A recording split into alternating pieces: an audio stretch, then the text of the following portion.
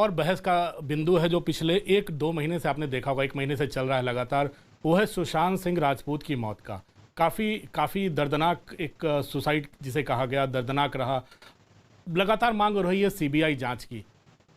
आपको लगता है कुछ गड़बड़ है? उस एक लड़का जो हिम्मत हार गया, या उसके पीछे कुछ कारण आपको भी नजर आता है? आप तो फिल्म इंडस्ट्री में जुड़ी हुई हैं, एक रही हैं एक जमाने में। मैं उस सेम परिसर में काम करती थी जहां सुशांत करते थे। मेरे सामने ही वो टेलीविजन में आए।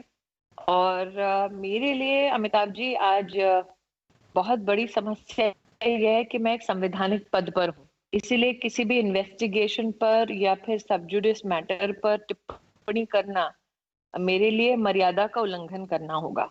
मैं आज भी याद करती हूँ वो क्षण। मैं एक वीडियो कॉल पर थी जब उसकी मृत्यु की खबर आई और मुझे विश्वास नहीं हुआ। और जिस परिसर में मैं काम करती थी मैंने उन सबको फोन किया कि ये सच नहीं हो सकता। और मुझे याद है कि उस वीडियो कॉन्फ्रेंस को मुझे बंद करना पड़ा क्योंकि आंखें भर आई थी, क्योंकि मैंने कभी जीवन में नहीं सोचा था कि सुशांत के साथ ये सब घटेगा।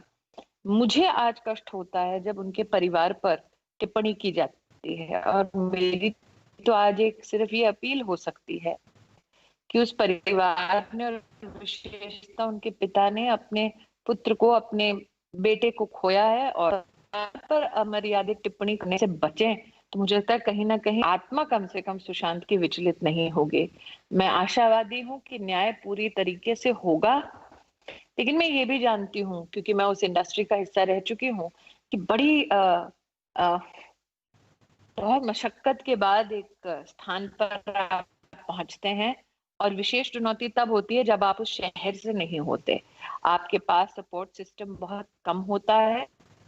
और आज चाहे वो सुशांत की मृत्यु हो अथवा कंगना का गुस्सा हो, कहीं ना कहीं मुझे समझ आता है, क्योंकि जब आप संघर्षों से जूझते हुए एक मुकाम तक पहुंचते हैं फिर भी आपको इस बात का एहसास रहता है कि मेरे साथ पूरा न्याय नहीं हुआ।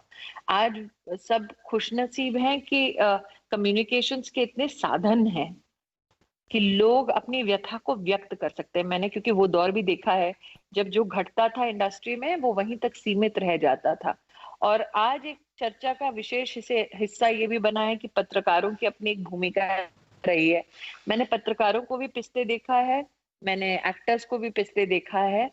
और मैं आज कहना चाहूंगी सुशांत के सभी फैंस को कि दिल बेचारा जिस प्रकार से ओटीटी प्लेटफॉर्म पर एक इतिहास बना चुका है, वो सबसे बड़ी उसको श्रद्धांजलि है। लेकिन मेरी अपील है सबसे, चाहे वो एक्टर के सपने देखते हो या फिर जीवन में किसी भी और प्रोफेशन से ताल्लुक रखते हो, जागृत होने के लिए किसी की मौत का इंतजार हमें नहीं करना। मुझे लगता है सुशांत की एक मृत्यु के बाद मेंटल हेल्थ के बारे में जो एक चर्चा उभरी देश में, ये दुर्भाग्य है कि किसी एक नौजवान की मृत्यु के बाद वो चर्चा शुरू हुई, एक एक्सेप्टेबिलिटी बनी। लेकिन मुझे लगता है जागरूक होने के लिए इतना बड़ा एक वॉइड या फिर इतनी बड़ी कीमत हमें नहीं चुकानी चाहिए समाज के नाते। एक जिंदा दिल लड़का था, एक काफी पढ़ा लिखा लड़का था वो, और मेरे फिल्म लिए बहुत इंडस्ट्री में मुश्किल और है परिसर, अमिताभ जी।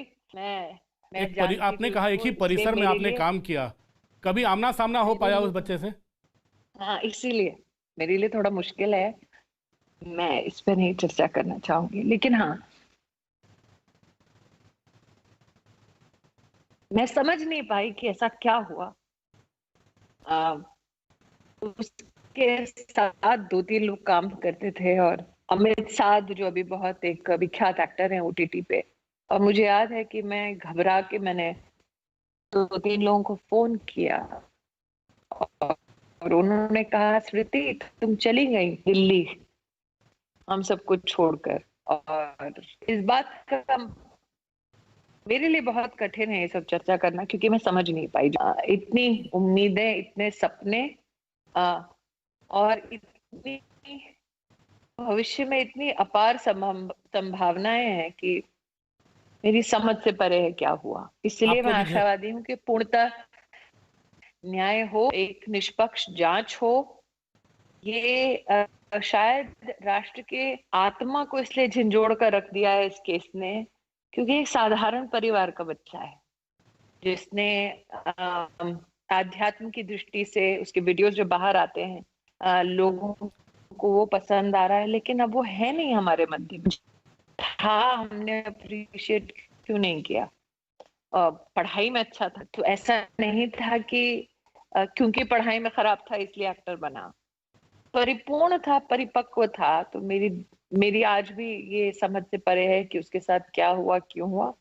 लेकिन मैं आहत होती हूँ जब उनके पिताजी पर कोई कटाक्ष करता है। मुझे लगता है कम से कम हमें उन चीजों से बचना चाहिए। मैंने एक दो आर्टिकल देखे हैं उसके बारे में। जैसे कि मैंने कहा, मेरी अपनी संवैधानिक मर्यादा है। मैं आक्रोशित होती हूँ और सोचती हूँ कि लोग क्यों आज भी उसकी आत्मा को ठेस पहुंचाते हैं। लेकिन जैसे कि मैंने कहा, मेरे लिए इससे ज्यादा इस पे टिप्पणी करना उचित नहीं होगा। आउटसाइडर का टैग आपको भी झेलना पड़ा होगा। आपको लगता है फिल्म फिल्म इंडस्ट्री में ये सब बंद होना चाहिए, क्योंकि अब दुनिया बदल चुकी है। मुझे लगता है ओटीटी प्लेटफॉर्म्स के आने के बाद एक डेमोक्रेटाइजेशन हुआ है कंटेंट पे। जब जरूरी नहीं है कि आप कोई बड़े स्टार या चमकते सितारे हों, आपकी स्क्रिप्ट की स्ट्रेंथ पे आपको आपको मौका मिलता है, आपको सराहना मिलती है। वो एक बहुत बड़ा बदलाव आया है। हम इस बात को नकार नहीं सकते कि हमारी इंडस्ट्री में, और मैंने क्योंकि फिल्मों में बहुत ही सीमित मेरा लोगों के साथ काम रहा है, परिचय बहुत लोगों के साथ रहा है, लेकिन एक जीवन का एक कटु सत्य ये भी है अमिताभ जी, कि आप तभी स्वीकारे जाते हैं जब आप सफल होते हैं। और सफलता की पायदान तक पहुंचने के लिए जो संघर्ष होता है, जो वो कर रहा है संघर्ष, उसको छोड़ के और कोई वो संघर्ष समझता नहीं है। आउटसाइडर की दृष्टि से मुझे इस बात का बिल्कुल भी रंज नहीं है कि मैं एक बड़े खानदान की औलाद नहीं थी। मुझे इस बात का बिल्कुल भी आक्रोश नहीं है कि मेरे स्ट्रगल में जिन लोगों ने उपहास उड़ाया या फिर जिन लोगों ने मुझे काम से दूर रखा, उनके प्रति मेरे दिल में बिल्कुल भी रंज नहीं। क्योंकि अगर वो कटुता दिल में होती तो आज प्रभु का इतना बड़ा आशीर्वाद मेरे साथ नहीं होता, आज मैं अमिति की दीदी नहीं होती।